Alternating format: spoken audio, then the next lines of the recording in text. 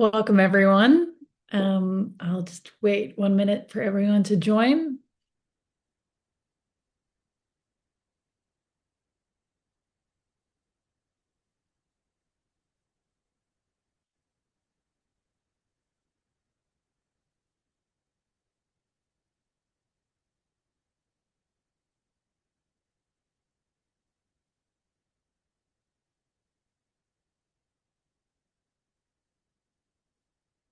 All right, I'll kick it off as people slowly keep coming in. Good morning, everyone. Thank you for joining us for our webinar today on EV readiness in BC.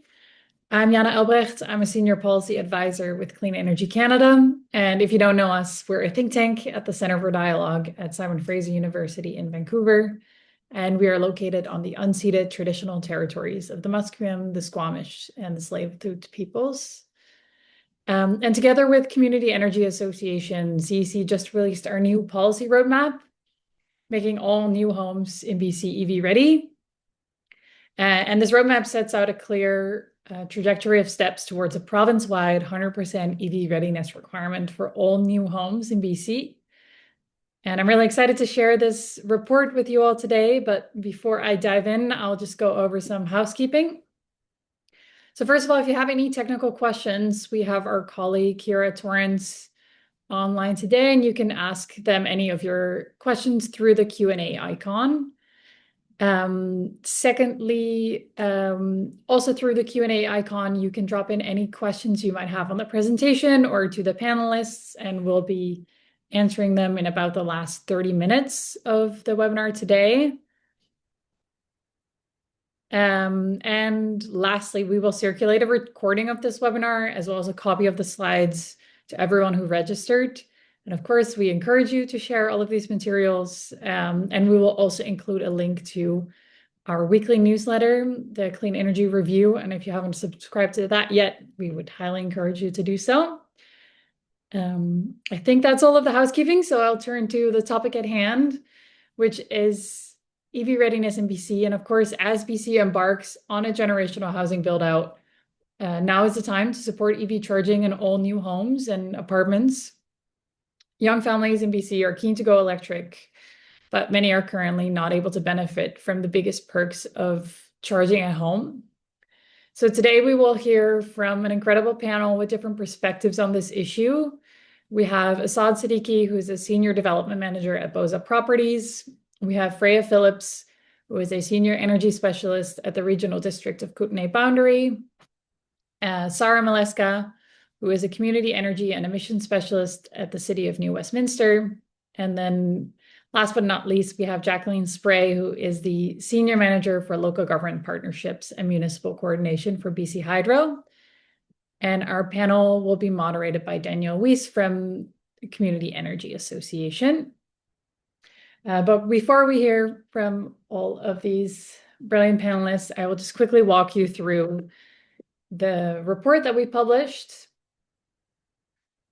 So we published this roadmap last week, showing the way to a province-wide 100% EV readiness requirement. And this was a collaboration between Clean Energy Canada and Community Energy Association.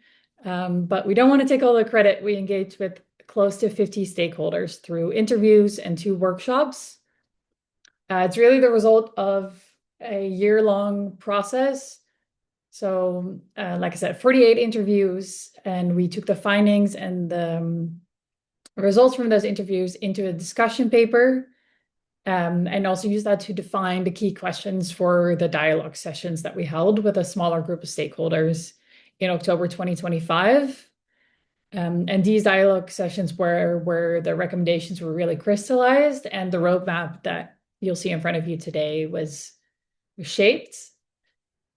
So to give you a brief overview of who it was that we interviewed, that included the construction sector, local governments of different parts of the province, rural as well as more urban communities, larger utilities as well as the smaller ones, the EV and charging sector, as well as homeowner and condo associations. And our top line recommendation with that group of stakeholders in the dialogue sessions came to this. So the roadmap recommends that the BC government implements a province-wide EV readiness requirement. So that means for all new Part 9 residential buildings, so single-family homes, low-rise buildings, that there should be one EV-ready parking space per dwelling unit. And for Part 3 buildings, so high-rise residential construction, that means all parking spaces, excluding visitor spaces, should be EV-ready. And just as a reminder, I think most of you will know, but when we talk about EV ready, we're not talking about having a charger installed for every spot. We're talking about having the necessary infrastructure so that when that charger needs to come in place, there won't be an expensive retrofit needed.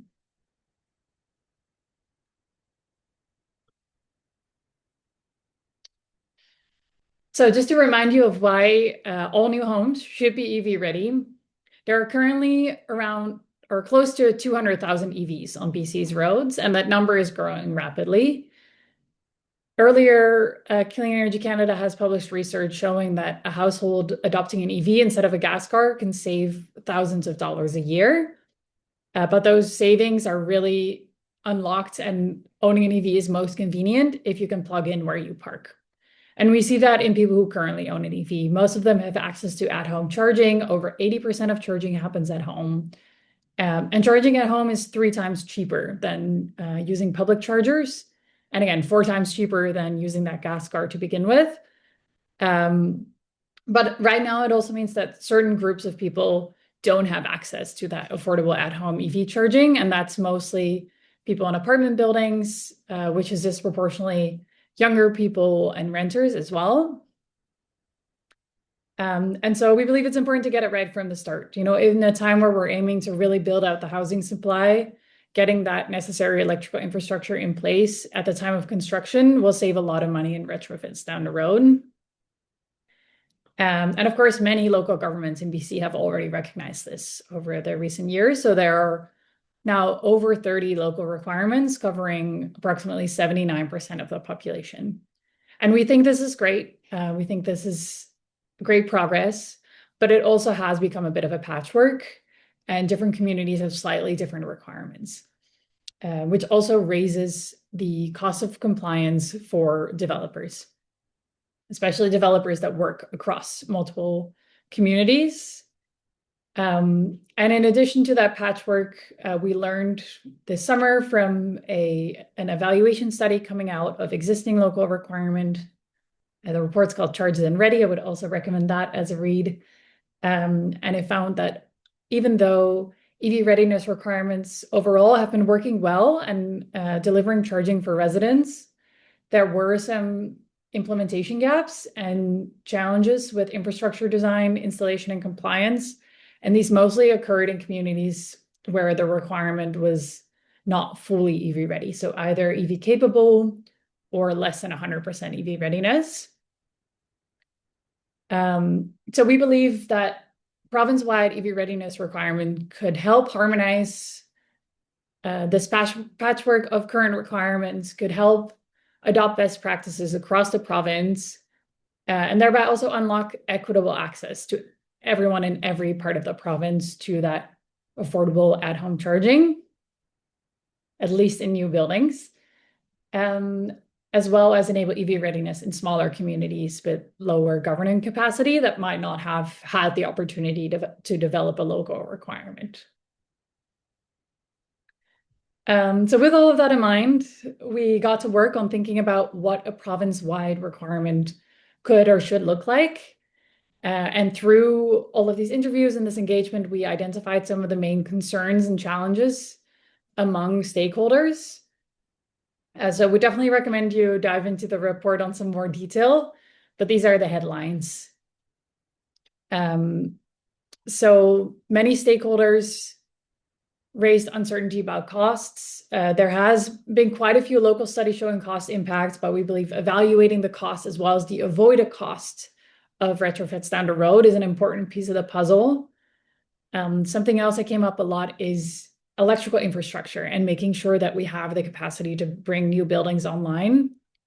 And related to that, many brought up the need to enhance knowledge among builders and designers about the opportunities of energy management systems. So how do we make sure that we are smart about the load that we build out and we don't overbuild our electric infrastructure? So these are some of the main considerations that the group of stakeholders in the dialogue sessions kept in mind when we developed this roadmap. And once again, I'll encourage you to turn to the report for the details, but to give you a quick flyover, we believe that it starts with a phase of gathering evidence and feedback. So again, this is maybe that impact assessment, assessing both what it would cost as well as the avoided costs. So in Quebec, which recently adopted a province-wide EV readiness requirement, the impact assessment found that over a 5-year period, it would avoid $785 million in retrofit costs. So assessing a similar impact for BC, as well as completing a legal review of the most appropriate instrument, and then having that announcement so that there is enough lead time for this requirement to come into place. Moving into a formal stakeholder consultation, including the requirement into regulation. And then finally, that piece of capacity building, especially in communities that haven't so far had a local requirement for EV readiness. And we believe that together, these steps can facilitate a timely adoption of a province-wide requirement, while also providing enough notice and lead time to developers and local governments that will be affected by this. I'm happy to go into more detail on any and all of these steps, but I also think it would be great to hear from some other people who helped contribute to this work and who have their own perspectives to share. So with that, I will hand it over to the panel. And Danielle, I'll hand it over to you. Thanks, Jana. Am I coming on screen yet?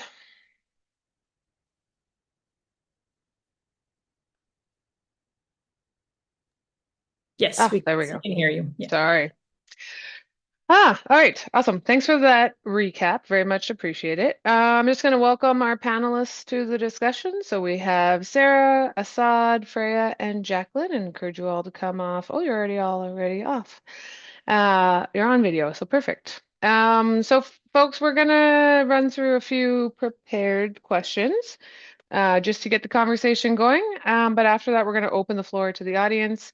As noted, please drop your questions into the Q&A box and we'll get through them.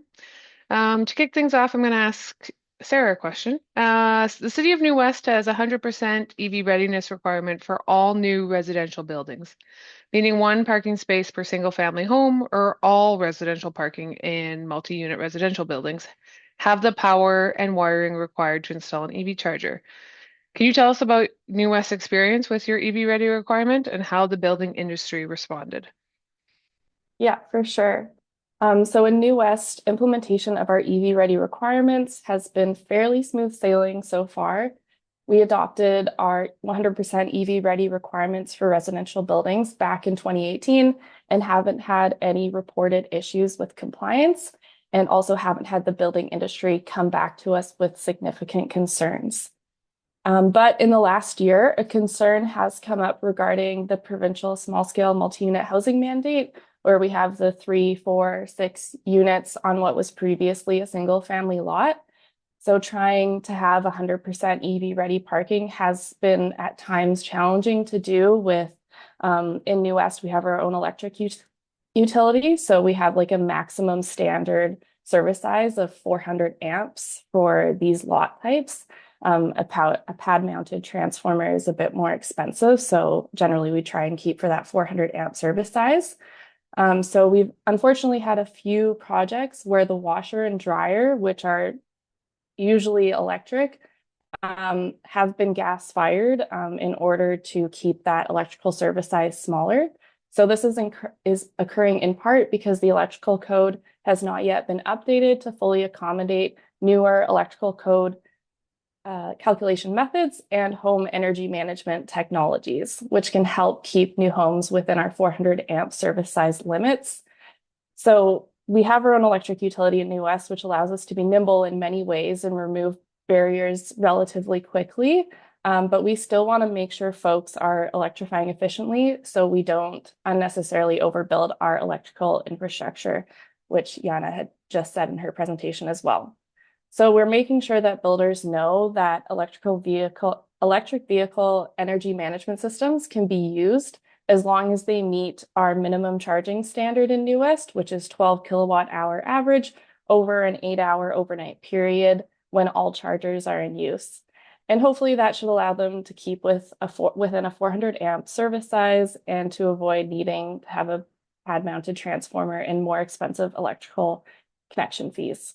But yeah, in summary, overall, pretty smooth sailing, just a little bit of more recent needing to figure out what to do with those single family lots that are now 3 or 4 or 6 units. Thanks. Yeah, not the intent when that lot was first serviced, so appreciate the challenges that are arising. Speaking of the building industry, Assad, as a developer working across multiple municipalities with EV-ready requirements in BC, can you tell us about your experience meeting those requirements? Absolutely. And thank you for having me. So, from my experience as a developer working across multiple municipalities in BC, EV readiness is very achievable. Where it goes well is when it's treated as a base building decision early on, and where it gets difficult is when it's treated as a later add-on, as was talked about in the report. So, if you lock in the EV requirements during planning and early design and coordinate with electrical consultants in the utility, it's all quite straightforward. When it's late and it starts behaving like a retrofit, that's really where cost concerns and schedule concerns come up. I'd say the biggest practical lever is really load management. And so we don't want a design assumption that every stall is charging at full power at the same time. And in real buildings, a shared capacity approach is usually the most practical. So we need chargers to communicate. And the system managing demand over time, and whether it's prioritizing, rotating, capping, draw, etc. Another real world point is having flexibility. So in strata buildings, especially, it's owners that are ultimately deciding on how charging gets rolled out and operated, with timing and programming and the hardware choices as well. So the best base building approach is usually strong, flexible infrastructure that supports scaling over time rather than forcing a single end state on day one. And another policy point that I'd add that I think is really important is that there are broad public benefits to EV access and multi-unit housing, both where emissions outcomes are concerned and access for condo owners and renters. So having programs that support this can make a real difference. And we've seen federal and provincial programs in the past, like ZEV infrastructure funding, etc., that projects have benefited from. Having programs like that continue would be really, really helpful. I know there are programs that exist that support the retrofitting, but having these for new builds would be really helpful because ultimately these are costly systems that the cost ends up being passed on to consumers. And as we know, the discussion in the wider economy right now, the cost of delivery is really, really high for real estate, and so any way to mitigate the costs that are passed on to the end user, that it's all really, really helpful. Oh, thanks for that perspective. Quick follow-up question. You've been doing this work for a while, so the addition of, EVMS systems, I take it you view them as positive and have helped with costing, given that you don't have to design for 100% load all the time.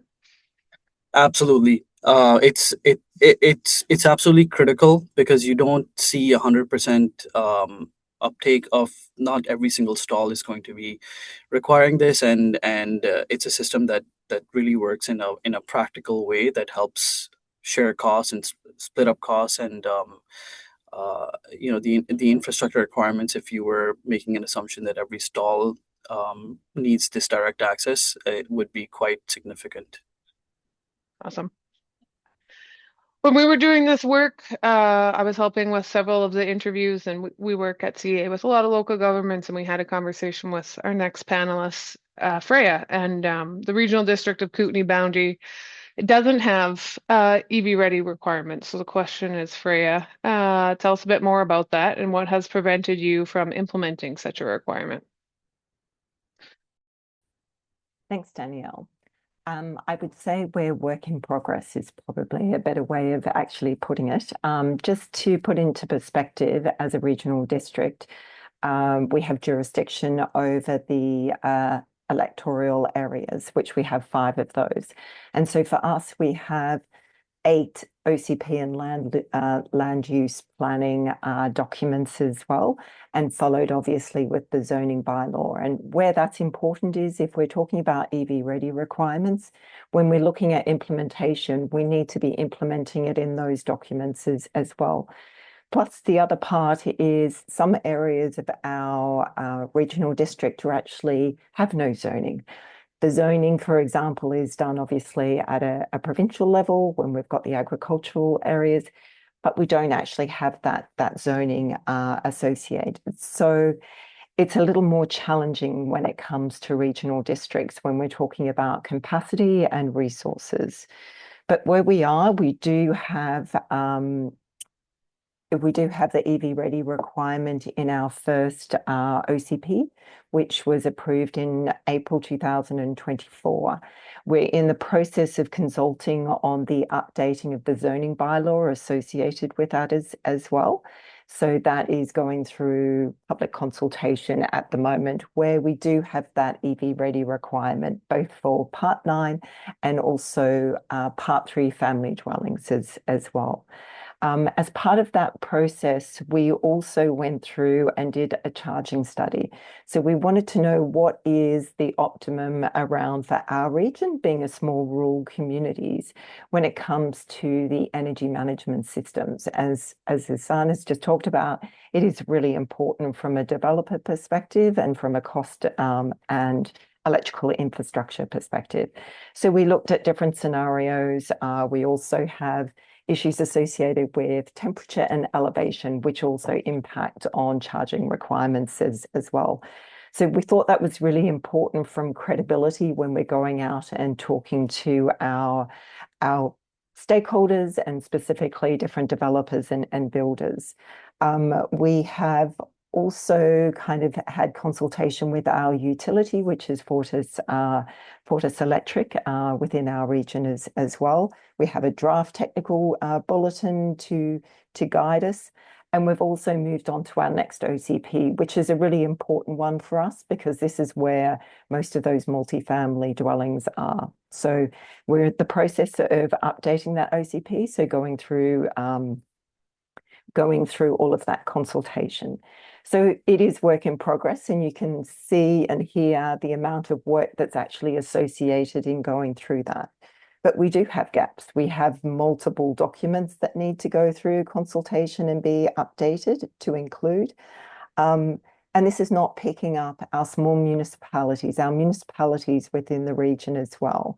So ideally, we would want consistency across the whole of the community, but they are very resource constrained. Many have like very small numbers, like under 10 people within the whole of that municipality. So for them to do this sort of update is very resource intensive, and they don't necessarily have the capacity to actually do that. So it's thinking about some of those challenges where a provincial implementation would be highly beneficial. The other thing I would say that we have work to do is when it comes to the implementation, and the report really addresses this very well as well, is how are we going to actually enforce it? How are we actually going to make sure it's validated, things are actually in place? So we have work to do with training, not only guidance with the builders and developers, but also our internal building officials as well. And for them, there's a challenge because we are implementing it gradually through our updating process of our planning documents. Some areas they're going to be looking for it and some they're not. So there's that inconsistency there, which makes it more challenging for them across the board. So I would say we're work in progress, and it is a lot of work as well. Yes, very much so. You've eloquently described the amount of work involved. So if I heard you right, there's 8 documents to update, and perhaps 2 or 3 have been updated at this point in time for the RD. That's just OCP. So we need to have Oh, it just within OCP. we need to have it in the official community plans before then we implement it in the more detail in the actual zoning bylaws. Right. Okay. So yes, you were on a journey. Thanks, Freya. Jacqueline, one for you. When we were talking to stakeholders, some of the developers mentioned concerns that an EV readiness requirement may be premature due to a lack of grid or building electrical capacity. I mean, this is a problem that gets thrown around all the time when it comes to these types of conversations. But is this a challenge that we needs to be addressed to prepare for a province-wide requirement, or is this just another one of those problems? I like this. So maybe I'm going to sound like a bit of a broken record, kind of bouncing off of what Assad and Sarah mentioned about energy management systems. Energy management systems are a key component here. So when you think about, Assad mentioned affordability being a real consideration. You have affordability in what it costs for the EV readiness measures themselves, but then you also have affordability from an electrical servicing perspective as well as a rates perspective. And people sometimes forget the rates perspective in this. If we were to build out all of our distribution infrastructure to kind of be gold plated, so everything was ready for maximum potential capacity there, the cost would be astronomical. And so it's really looking at building our infrastructure in a smart way that ensures that we're building for need and not kind of speculated what could be need. And so when we look at investments in the system, there are areas that we have that are capacity constrained. We have a very significant capital investment plan to address some of those areas. Generally, if you're going to see constraints, you're going to see them at the building level, not kind of at the very kind of small incremental load level. But having said that, going back to what Assad and Sarah were saying, energy management's key, and not just EV energy management, but at a building level energy management. And I think we have some work to do in conjunction with the Canadian Electrical Code to ensure that building level energy management systems can be factored in to service sizing calculations, and then really ensure that what we're addressing as we look at EV readiness is peak, and where, how can we ensure that charging is smart? And if we integrate energy management systems, the capacity constraints really are not impactful. Yeah, we're lucky to have that solution available to us. We need to employ it more efficiently and effectively. Okay, thanks all. That was kind of our first round of questions. I'd call now on our participants to bring forth your questions. Maybe you want to post them in the Q&A, the chat. Oh, we have one in the Q&A. Perfect. Great. Maybe a question for Assad, but others can chime in if they like. How much would it cost to build EV readiness into buildings? How does it compare to a retrofit?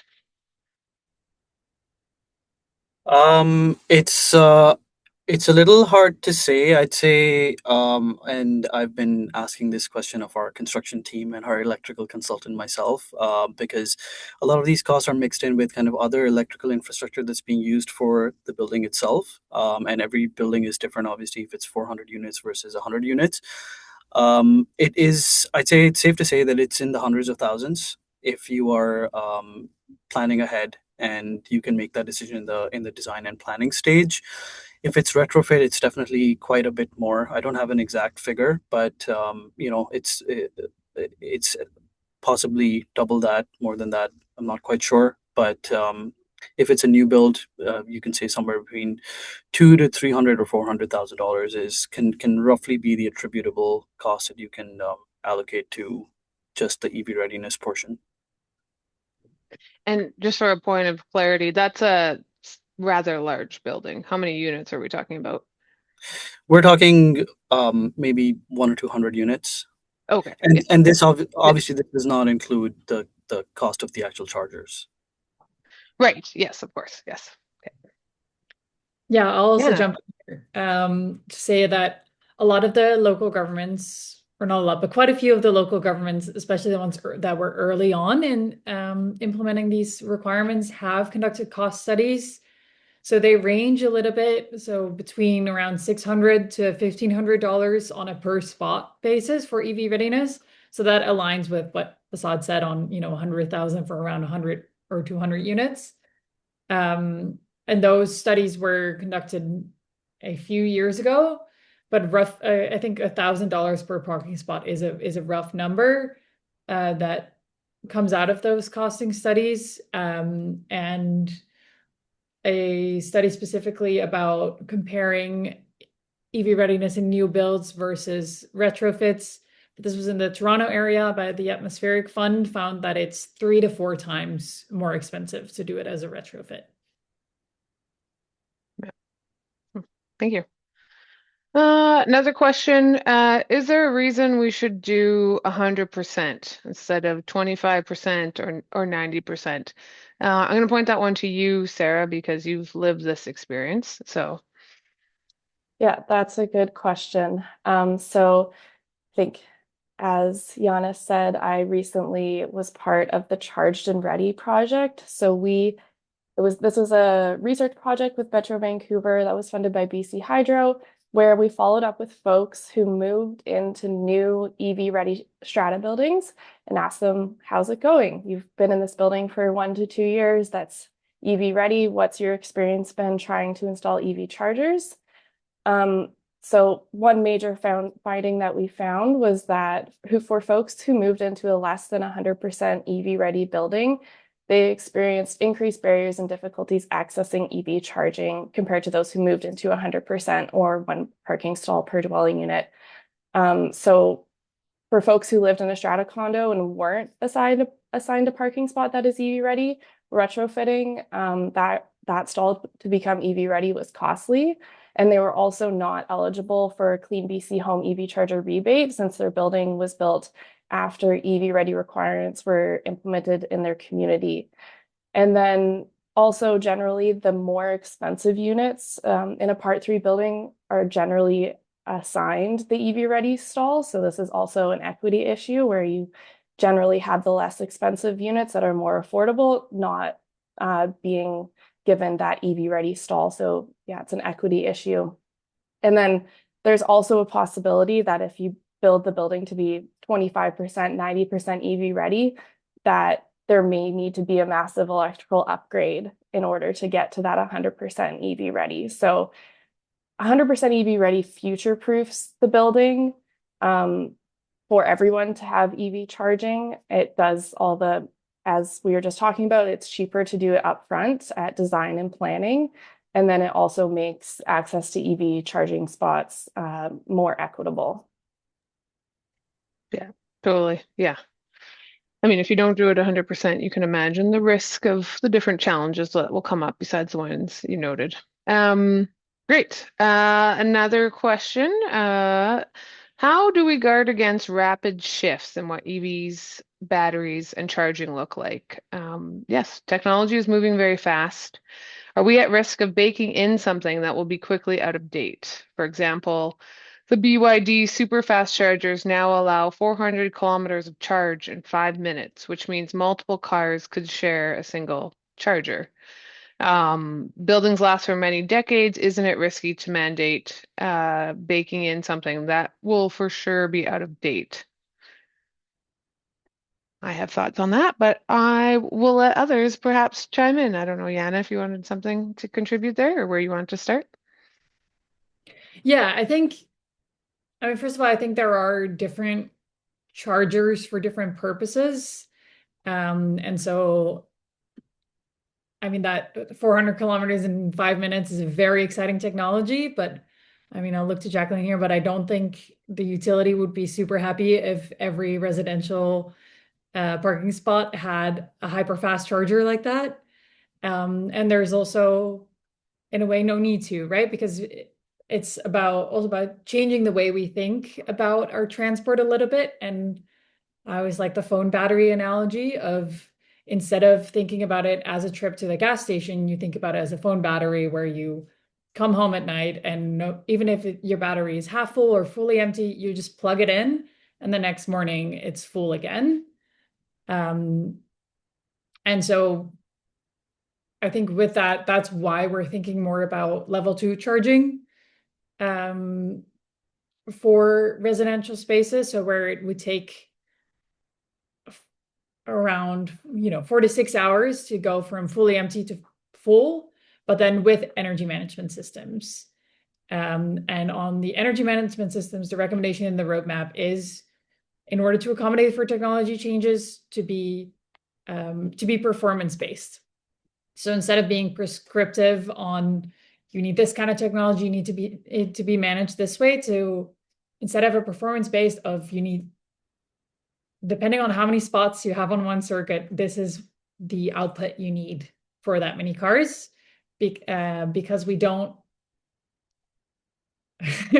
I'm tying myself onto a knot here, because we don't need them all to be charged in 4 hours, right? They might all be there for 8 to 10 hours. So they only need 1 times that level 2 capacity to be shared between 2 cars, or a little bit more complicated numbers. And that's why, so Sarah mentioned those output standards that the city of New West has in place of, if you have 4 cars, it's this many kilowatt hours. If you have 6 cars on a circuit, it's this many.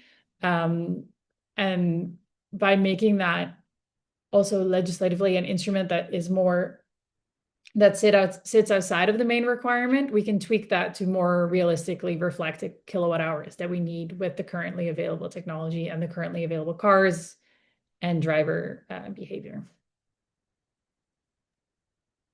If I can add something here, and I guess related to the technology and technology advancements, like making the parking spots EV ready is installing the EV conduit and the wiring, which, as far as I'm aware, I don't believe, yeah, that's a technology that's been around for a while, and it leaves it the option open for many different types of level 2 chargers.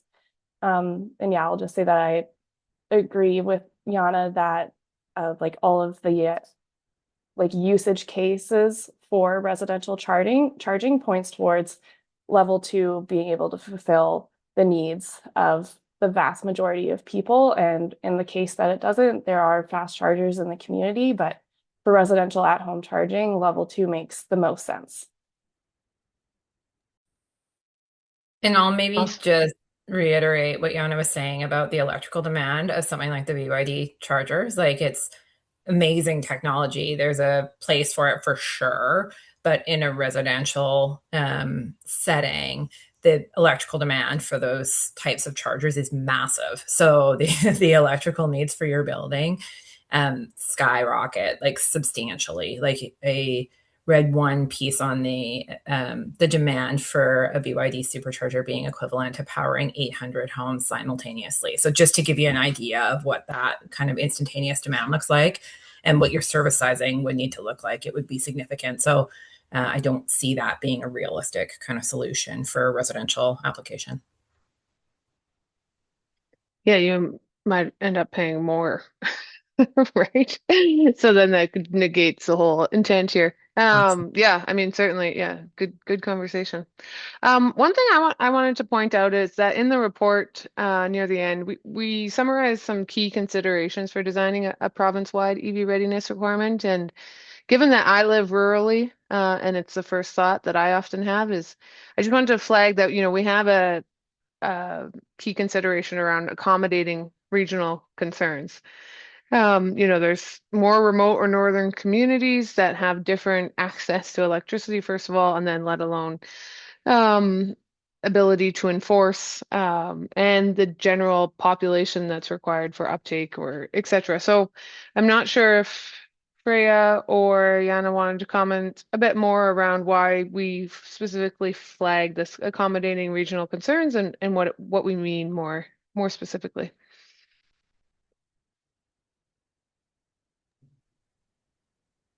Go ahead, Yana. I was having some internet issues. I would love for her to jump in if you're able to. Thanks, Yana. I think there was a couple of things that sorry, I am having some internet issues.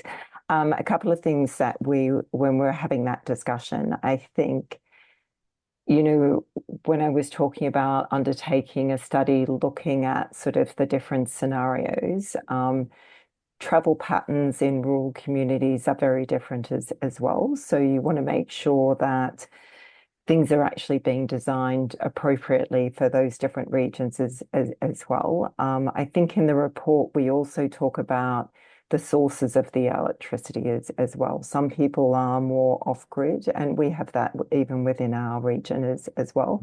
And there's less stability in some of those areas when it comes to the electrical infrastructure as well. So there is a dependence if you're having an EV and that's your mode of transport. It's making sure there is sort of some of that reliability and obviously clean electricity as well in some of those rules. And it's designed appropriately for the usage. It's that use case for the different vehicles as well. Did you want to add anything else there, Jana? No, I think that's I think that covers most of it, and just recognizing the fact that some communities in BC aren't connected to the grid to begin with. And of course, we're working towards addressing diesel generators, but we in at least in the medium term, we should be realistic about the different local realities.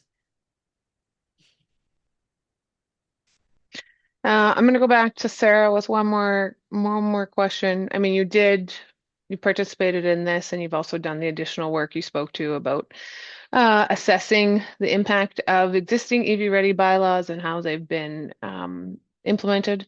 Curious your take on call it enforcement, but basically, people are intending to have 100% EV readiness and perhaps they're not. And where's the gap between their intentions and the final output? And how is New West going to continue to address that, as you go forward with other developers? That's a great question, and something that came up as an issue in our research for the Charged and Ready project. So yes, unfortunately, there's a bit of confusion, I think, among like the building departments, and then also Technical Safety BC. So like who looks at what? Because building departments are usually focused on life and safety, even though EV requirements are in our zoning bylaw and should be enforced. Building departments are also quite strapped, and so they usually or they will sometimes default to life and safety. So that's a recommendation we put forth in that report, that it would be great if the province could outline who needs to look at what, because there were some examples of stratas that we found where I guess the inspections fell through the cracks. And I think there was one example of like the conduit being there, but like the wiring not being there. So that didn't happen very often as far as we could tell from the folks that we surveyed, but it did happen a couple times where it wasn't quite EV ready. So I think if there is a provincial requirement, it would be very helpful to outline who should be looking at what to make sure that the infrastructure is actually EV ready. Yeah, thanks, Sarah. Appreciate your lived experience with that. Any other Q&A questions? I see one more in the Q&A about parking minimums. Oh, yes, thank you for that. Does the panel or the report have any recommendations on EV-ready requirements with respect to the wide range of parking minimums that many municipalities have implemented?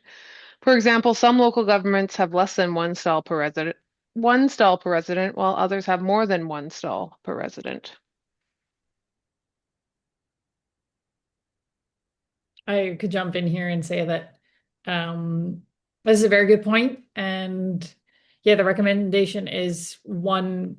So for part 3, 100% of residential parking spots. So insofar as they are there, 100% of those spots.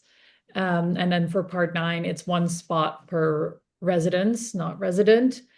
to be EV ready. And that would, of course, have the asterisk of also insofar as those spots are there. I don't think we would want an EV readiness requirement to supersede the minimum parking spot requirements. If there are fewer spots than residences, then those should still all be EV ready, but we shouldn't be building more spots in order for them to be EV ready. Because of course, there are very good reasons to lower minimum parking requirements. Totally. Thank you. And one other question that I have. Oh, no, sorry, I lost track of that. I guess one thing I wanted to flag about, our recommendation for an EV ready requirement province-wide is that current state today is there isn't enough access to home charging for people dwelling in multi-unit residential buildings. And I think Freya eloquently described how much of a challenge it is to make that possible in many places across the province. And so the opportunity to have a province-wide requirement means we could quickly adapt to what folks need and want now, and then continue to adapt and move forward as things change in the future. So it's about making it possible for everyone to be on the same playing field now as this demand is out there, as opposed to having people trying to keep up. And by the time they catch up, we might be on to the next thing. So just something to keep in mind about the approach we recommend with this report and the findings.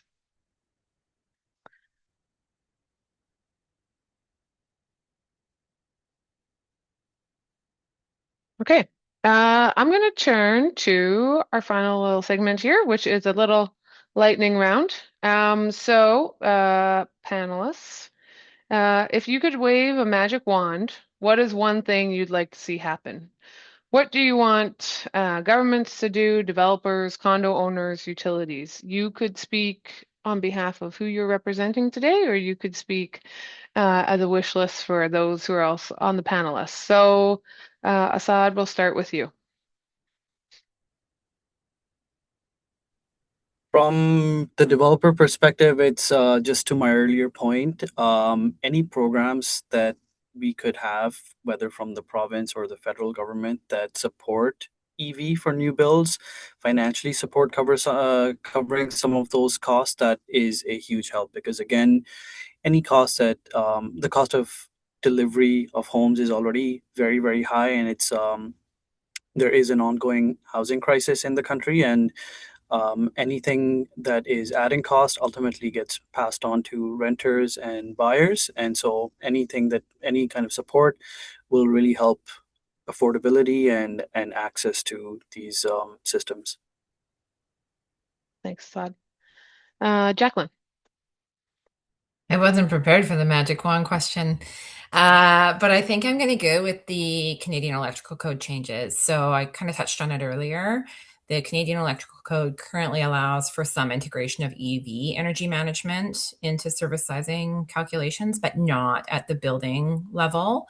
And I think, to Assad's point around affordability, there's a tremendous amount of potential for us to save costs associated with servicing larger than needed service sizes if we can integrate EV or building level energy management into those code calculations for service sizing.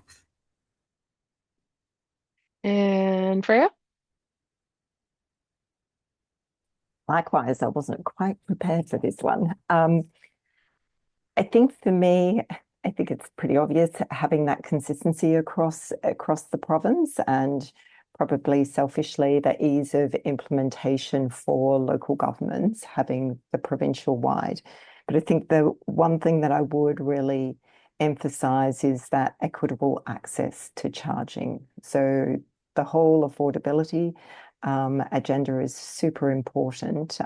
So making sure that whatever is actually implemented, people, renters, etc., will actually have access to EV charging and the ability to have EVs at a good price. Thanks, Freya. And Sarah. I think with my magic wand, just in addition to having just the province-wide requirement, making sure that during that process, municipalities are consulted. I think that, it's a patchwork right now. Lots of our EV ready requirements are similar, but I think all of us would agree that harmonization would be great. But we need to make sure that I don't know, the little nuances that are within each municipality, like we chose to do our EV ready requirements a certain way. So it would be great to be able to give our thoughts if the province is considering a province-wide requirement. And I'll also put a plug in for the Canadian Electrical Code one that Jacqueline mentioned, because that would be really helpful to have building-wide energy management systems be allowed. Thank you. And Yana? Yes, definitely a 100% province-wide EV readiness requirement. And I was also going to say the home energy management systems in the electrical code. So I guess as the risk of going last, I will just echo what the others have said. Yeah, that's right. Someone had to run follow up.